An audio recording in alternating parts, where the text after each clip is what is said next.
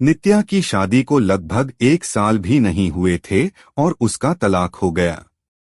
नित्या के घर वालों ने जबरदस्ती नित्या की शादी करवा दी थी। शादी के कुछ 3 महीने बाद ही उसके पति राकेश का व्यवहार बदल गया। वो नित्या से हमेशा झगड़ा ही करता रहता था। राकेश एक कंपनी में काम करता था और रोज शाम को देरी से घर आता था क्योंकि ऑफिस के बाद वो दारू पीने के लिए रुक जाता था। घर आकर वो नित्या से हर छोटी छोटी बात पर बहस करता था, उस खरी खोटी सुनता था। वो नित्या को ये भी बोल देता था कि चली जा तू यहाँ से, मुझे तेरी कोई जरूरत नहीं है, बहुत मिल जाएंगी तेरी जैसी। नित्या उसका ये व्यवहार चुपचाप सहन कर रही थी। उसने अपने घर पर भी इसके बारे में कुछ नहीं बताया था। वो अपने घर वालों से नाराज थी। उन्होंने जबरदस्ती उसकी शादी जो करवाई थी। नित्या अविनाश से प्यार करती थी और जब ये बात नित्या के घर वालों को पता चली तो उन्होंने जबरदस्ती उसकी शादी करवा दी। अविनाश उस वक्त कुछ नहीं कर पाया क्योंकि नित्या के पापा ने अविनाश के खिलाफ पुलिस कंप्लेन कर दिया था कि वो नित्या को परेशान करता है और इसी कारण वो कुछ दिनों के लिए जेल में था। ये सब के बारे में नित्या को नहीं पता था। नित्या अपनी शादीशुदा जिंदगी में बहुत परेशान थी। कुछ महीने ऐसा ही चलता रहा। राकेश थोड़ा भी नहीं बदला था। फिर नित्या ने सोचा कि अब वो और उस रिश्ते में नहीं रह सकती और उसने राकेश से तलाक लेना का फैसला कर लिया और फिर उनका तलाक हो गया।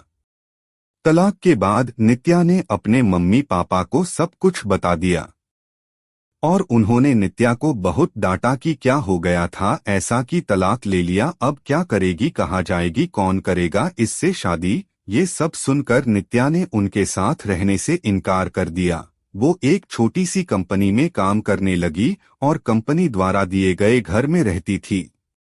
उसे कभी कभी अविनाश की बहुत याद आती थी, लेकिन उसने अविनाश से कभी संपर्क करने की कोशिश नहीं किया। वो सोचती थी कि अब उसे किसी पर बोझ नहीं बनना, वो अपने पैरों पर खड़ा होना चाहती थी। वो अपना पूरा समय अपने काम को देती थी।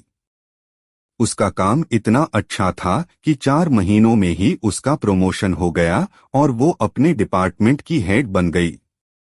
प्रमोशन के 1 महीने बाद उसे उसकी कंपनी के तरफ से एक मीटिंग अटेंड करने के लिए विदेश जाने का अवसर मिला। नित्या अपने काम में बहुत तरक्की कर रही थी। अब उसके मम्मी पापा को भी नित्या पर बहुत फक्र महसूस हो रहा था।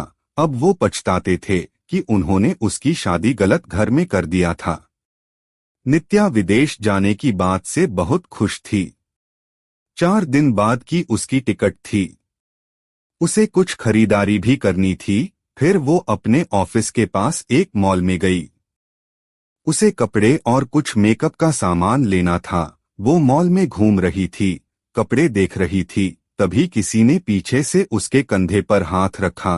वो पीछे मुड़ी देखने के लिए और वो बिल्कुल अपने आंखों पर विश्वास नहीं कर पा रही थी। वो इंसान और कोई नहीं अविनाश था। नित्या उसे देखती रह गई। उस समझ नहीं आया कि वो अविनाश से क्या बात करे। अविनाश नित्या को देखकर बहुत खुश हुआ। दोनों के आंखों में आंसू के साथ खुशी भी थी। अविनाश ने पूछा, तुम यहाँ अपने पति के साथ हो क्या? नित्या उससे नजरें चुराते हुए बोली, नहीं। अविनाश ने पूछा, कैसी हो? नित्या उससे बात नहीं करना चाहती थी। वो नहीं चाहती थी कि अविनाश को पता चले कि उसका तलाक हो गया है और अब वो अकेले रहती है। अविनाश उससे पूछे जा रहा था। उसने बोला, कुछ बोलो। नित्या वहां से जाने लगी। उसने अविनाश को बोला कि मुझे तुमसे कोई बात नहीं करनी, तुम चले जाओ। अविनाश उसके पीछे पीछे जाने लगा। उसने कहा, मेरी बात तो सुन लो एक बार। फिर भी नित्या नहीं रुकी। फिर अविनाश ने कहा, तुम्हें मेरी कसम है, बस एक बार रुक के मेरी बात सुन लो। फिर नित्या क्या करती? आखिर उसके दिल में अभी भी अविनाश के लिए प्यार था, तो वो रुक गई। फिर अविनाश ने कहा कि कहीं बैठकर बात करते हैं। फिर वो दोनों मॉल के एक रेस्टोरेंट में गए। अविनाश ने उससे पूछा कैसी हो, वो बोली ठीक हूँ। अविनाश ने उसके पति के बारे में पूछा कि वो कैसा है, तुम्हारा ध्यान रखता है ना। नित्या चुप थी। अविनाश ने बोला क्या हुआ, तुम चुप क्यों हो, कुछ बोलो, तुम्हें कोई परेशानी तो नहीं है ना। नित्या बोली मेरा तलाक हो गया है। अविनाश को ये सुनते ही एक उम्मीद की किरण दिखने लगी। उसने पूछा कब और क्यों। नित्या ने उसे सब बताया। अविनाश ने बोला फिर अब तुम अकेले क्यों रहती हो, तुम अपने मम्मी पापा के पास क्यों नहीं गई या मुझे क्यों संपर्क करने की कोशिश क्यों नहीं की। नित्या बोली तुम अगर मुझसे प्यार ही करते थे तो जब मेरी शादी हुई तब क्यों नहीं आए मुझे लेने, कहाँ थे तुम। उस वक्त मैं बिल्कुल अकेली हो गई थी और मजबूरी में शादी हो गई मेरी। अविनाश ने पूछा क्या तुम्हारे पापा ने नहीं बताया कि उन्होंने मुझ पे पुलिस केस कर दिया था, मैं जेल में था कुछ महीने। ये सुनते ही नित्या चौंक गई। उसने कहा कि मुझे इसके बारे में कुछ नहीं पता। अविनाश ने उसे पूरी बात बताई। नित्या बोली मैं माफी मांगती हूँ तुमसे अपने पापा के तरफ से। अविनाश ने कहा अब वो बात को जाने दो, मैं भूल चुका हूँ वो सब, अभी की बात करो। अविनाश ने बिना देर किए उसने पूछ लिया क्या अब तुम मुझसे शादी करोगी। नित्या बोली क्या तुमने अभी तक शादी नहीं की। अविनाश ने कहा नहीं, मैं अभी अपने कैरियर पे ध्यान दे रहा हूँ और यह कुछ काम से ही आया था। अब बोलो शादी करोगी मुझसे। नित्या बोली अभी 2 दिन में मैं अपने कंपनी के तरफ से विदेश जा रही हूँ एक मीटिंग के लिए, उधर से लौटकर इसके बारे में बात करते हैं। अविनाश ने कहा पहले ही बहुत इंतजार किया है, अब और इंतजार नहीं होता है, लेकिन फिर भी जैसा तुम कहोगी वैसा ही होगा। दोनों ने अपना फोन नंबर दिए, एक दूसरे को और घर गए।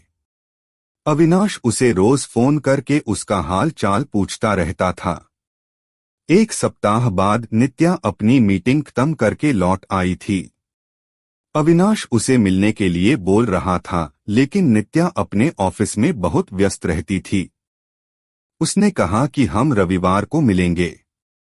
फिर वो दोनों रविवार को उसी मॉल में मिले। अविनाश ने पहले उसके मीटिंग और काम के बारे में पूछा कि सब ठीक चल रहा है ना। नित्या ने कहा हाँ सब ठीक है। फिर अविनाश ने उससे शादी का पूछा। तुमने कहा था कि आके बताओगी शादी करोगी कि नहीं, तो अब बोलो क्या सोचा है। नित्या तो अविनाश से प्यार करती ही थी और अब उसे मौका मिला था अपने प्यार के साथ पूरी जिंदगी बिताने का। उसने हाँ कह दिया। दोनों बहुत खुश थे।